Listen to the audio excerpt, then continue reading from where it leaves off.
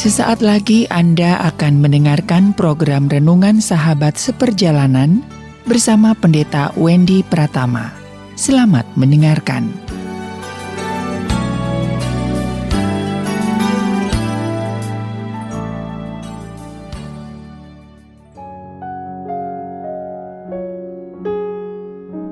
Selamat berjumpa kembali di dalam layanan audio Sahabat Seperjalanan. Hari ini adalah hari Minggu 1 Mei 2022. Tema renungan saat teduh kita dengan judul Enak gitu dicuekin? Enak gitu dicuekin? Firman Tuhan terambil dalam Efesus pasal 4 ayat yang ke-29. Janganlah ada perkataan kotor keluar dari mulutmu, tetapi pakailah perkataan yang baik untuk membangun di mana perlu, supaya mereka yang mendengarnya beroleh kasih karunia. Mari kita berdoa. Bapa yang di dalam surga, sebuah hubungan menjadi rusak karena masalah komunikasi, dan komunikasi ditentukan oleh sikap kedewasaan dalam diri seseorang. Kami ingin belajar untuk memperbaiki komunikasi kami, supaya kami tidak saling mencuekkan satu dengan yang lain, baik dalam rumah tangga maupun dalam komunitas lain. Dalam nama Tuhan Yesus kami berdoa. Amin. Shalom sahabat seperjalanan yang dikasihi Tuhan. Enak gitu dicuekin? Ini bahasanya bahasa sehari-hari. Namun secara bahasa Indonesia mungkin agak kurang tepat ya. Enak gitu dicuekin, namun itu yang terjadi di dalam sebuah relasi yang berakhir dengan buruk, sebuah relasi yang berakhir dengan dingin, dan kemudian putusnya komunikasi. Berawal dari mana sahabat seperjalanan? Sebuah relasi yang cuek itu biasanya diawali dengan sebuah relasi yang sangat hangat, relasi yang sangat baik, relasi yang saling untuk memperhatikan satu dengan yang lain. Sebuah relasi yang sangat luar biasa. Dalam rumah tangga diawali dengan sebuah pesta pernikahan, diawali dengan janji-janji, dengan sangat optimis dan sangat yakin rumah tangga yang dibangun akan indah seindah surga. Dengan keyakinan seperti itulah, dengan tersenyum, dengan tatapan yang mesra, menyampaikan janji pernikahan di depan pendeta, tentunya di hadapan Allah dan di dalam rumah Tuhan yang kudus. Aku akan setia dan selanjutnya di dalam segala keadaan. Namun apa yang terjadi dalam proses waktu? Hubungan kemudian menjadi meninggi karena satu dan lain hal, timbul percekcokan, timbul pertengkaran. Yang firman Tuhan katakan, yang keluar bukan lagi kata-kata yang baik, tapi kata-kata yang kotor, kata-kata yang jahat.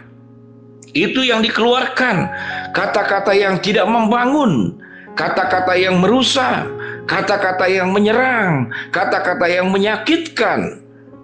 Itu yang terjadi. Mari sahabat seperjalanan, sewaktu sahabat seperjalanan mendengarkan layanan renungan audio saat teduh ini, mari kita telaah apa yang terjadi dalam sebuah hubungan dengan orang-orang terdekat dalam kehidupan kita, yang siogianya menjadi pasangan seperti sepasang sumpit, seperti garpu dan sendok yang saling melengkapi, seperti sepasang sandal dan alas kaki, sepatu dan yang lainnya yang saling melengkapi satu dengan yang lain. Ukurannya sama, panjangnya sama, besarnya sama, namun yang satu untuk kiri, yang satu untuk kanan. Lalu mengapa timbul sebuah persoalan dalam komunikasi? Karena biasanya karena memaksakan setiap masing-masing menjadi sama seperti dirimu. Dan itu adalah sesuatu yang sangat buruk. Kalau kita ingin semua orang sama dengan diri kita, maka mulailah sahabat seperjalanan, mulai hari ini, boleh coba-coba. Belilah sandal 2 pasang, kemudian sesuai dengan ukuran kakimu, dan pakailah sandalnya hanya sebelah kanan dua-duanya, atau sebelah kiri dua-duanya. Sewaktu sandal dipakai sebelah kanan dua-duanya, kaki kiri akan protes karena dia tidak nyaman. Arah kakinya berbeda. Dan sewaktu kemudian kaki kanan dipaksa untuk pakai kaki kiri juga, dua-duanya sebelah kiri, apa yang terjadi?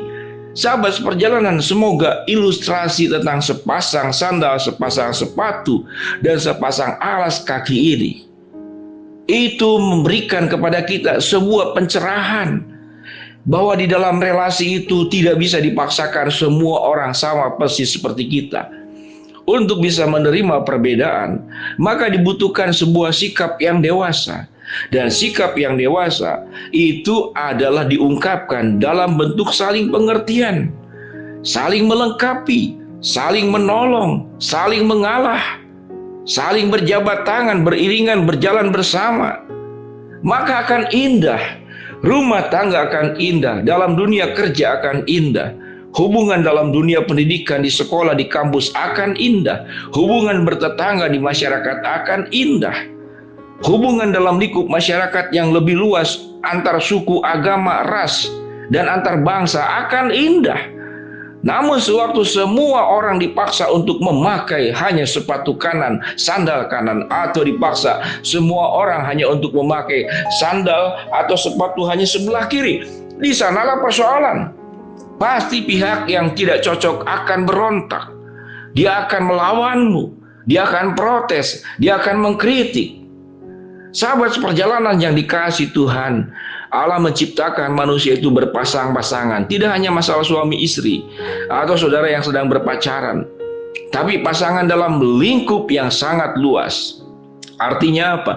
Saling bekerja sama, saling mengerti, saling menjaga integritas, saling menjaga kesetiaan.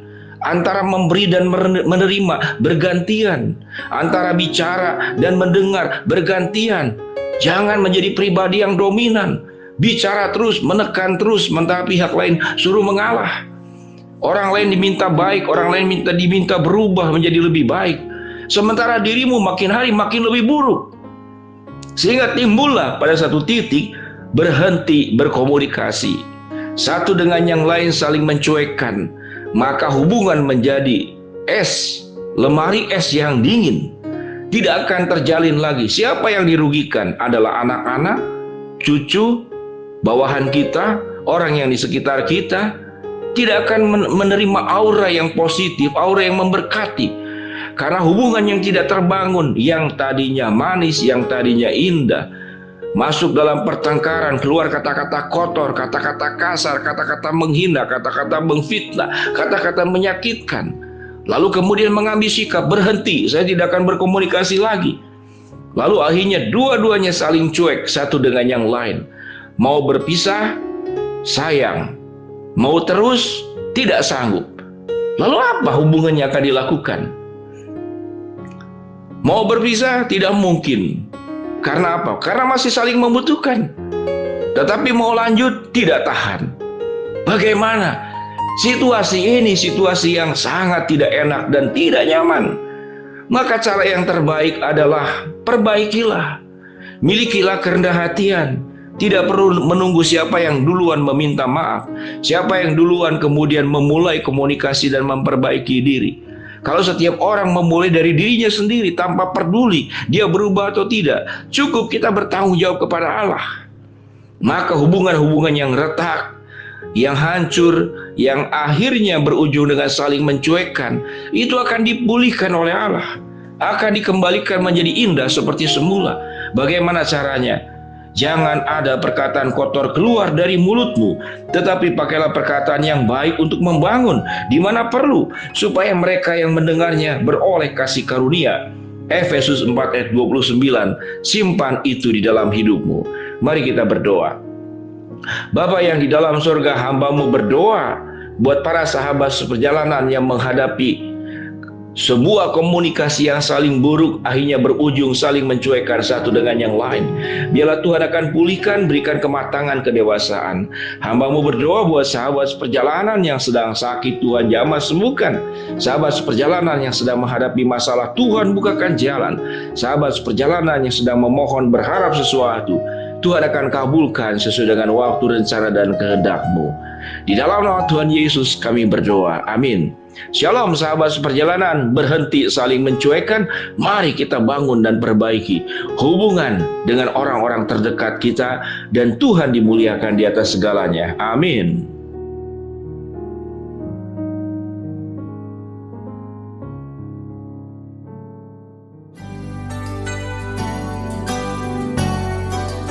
Anda baru saja mendengarkan program Renungan Sahabat Seperjalanan bersama Pendeta Wendy Pratama. Terima kasih atas perhatian Anda. Tuhan Yesus memberkati.